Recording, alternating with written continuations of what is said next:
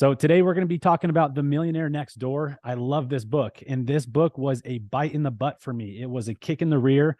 It was very humbling reading this because I was not living up to the principles, and it was no surprise that I was not a millionaire when I read this.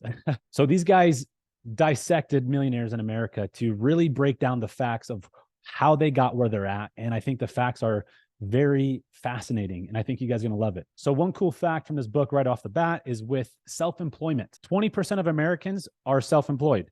When it comes to millionaires, 66% in America are self-employed. If you are in business for yourself, statistically, odds are higher that you will become a millionaire. Income. So a lot of people that read this book expect millionaires to be making $500,000 or more. It's not even close to the case. The average millionaire in America, when this book was written in 1997, and I'll adjust the numbers with inflation, but at the time, the average income was $131,000. That was the median. That was the true average. Note that that is of millionaires, and it's not 300. It's not 350. It's not 400,000. It's not $500,000 or 750,000. So you don't need to make as much as you think to become a millionaire. It's less about offense and it's more about defense. And that is one of the biggest points that this book will drive home. And it'll actually humble you on how good most millionaires are at this game of defense. So when it came to college, 4 out of 5 millionaires had a degree. So it's 80%. So when it comes to their work schedule, you'd expect most of them to work well over 60 hours a week. The truth is, over 66% of them worked between 45 to 55 hours a week.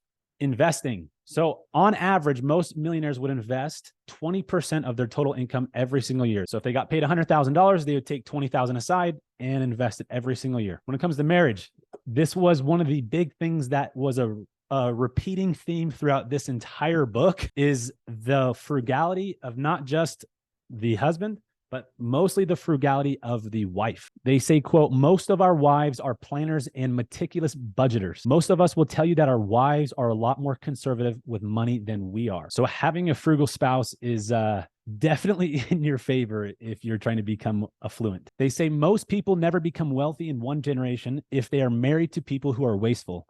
A couple cannot accumulate wealth if one of its members is a hyper consumer. They always would say, I can never get my wife to spend money. That was quoting millionaires from this book. Top go-to people that they do business with.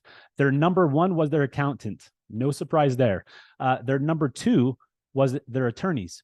Now, I think it's fascinating. Note that their top advisors was not an investment broker. So here's some facts about frugality with millionaires in America. Okay, when it comes to their home, the median home value in America is $368,000. Now, the median home value of the typical millionaire in America is only $486,000. That means they're only spending on average $118,000 more than the median home value in America as a millionaire.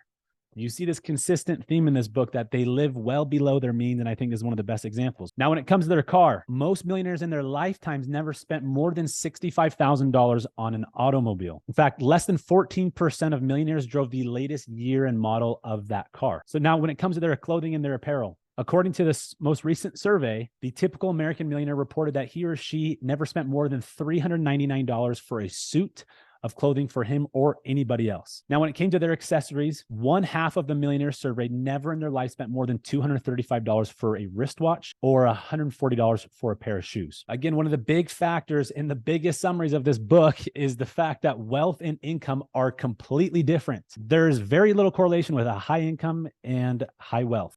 So one of the other differentiating factors between the millionaire and the poor in this country that this book helps bring to light was the skill of budgeting.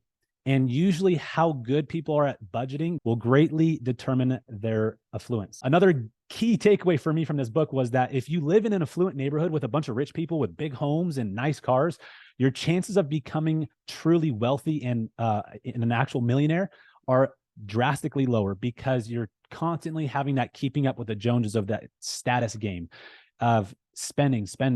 So one of the other big tips that they gave was take advantage of your youth.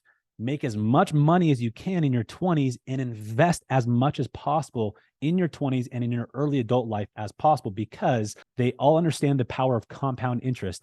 And the big factor of compounding interest and compounding your money and your wealth is time. So they say that you should have a goal to invest 15 to 20% of your total income every single year. They also caution us that America, we live in a society here in America where it's a consumption driven and a consumption oriented society. And with time, it's only getting worse with people posting their nice cars, their nice watches. Social media makes this worse. We want to show off. And because of that, it makes it a lot easier to earn money in America, but a lot harder to actually build wealth, because wealth is not built by a high income. Wealth is built by a high income plus a good defense. You could make $5 million a year. If you spend 4.8 million of that, you're broke. If you make $80,000 a year and you spend only 15,000 of that and you invest the rest, you will be a multi-deca millionaire. So I thought this was an interesting list. The top 10 occupations of adult children of these affluent, these millionaires in America. Number 1 was a corporate executive. Who would have thought? Number 2 was an entrepreneur. Number 3 was a middle manager. 4, physician. 5, sales professional. 6, attorney. 7, engineer or architect or a scientist. 8 was an accountant. 9 and 10 were college professor, and then 10 was the high school or elementary teacher. So if you were not raised by millionaires, you have a massive advantage. Statistically, you're 30 times more likely to become a millionaire yourself if your parents were not millionaires. This was one of my favorite facts from this book was most affluent people in America are either business owners or employees who are paid on an incentive basis. So if you don't want to be a business owner, you don't want to be an entrepreneur, you don't want to do that, that's okay. You can still increase your odds of becoming ultra wealthy and financially free by getting paid on an incentive basis. This is why sales is such a great profession. And even outside of sales, there are so many ways to create incentivized pay structures for any type of job.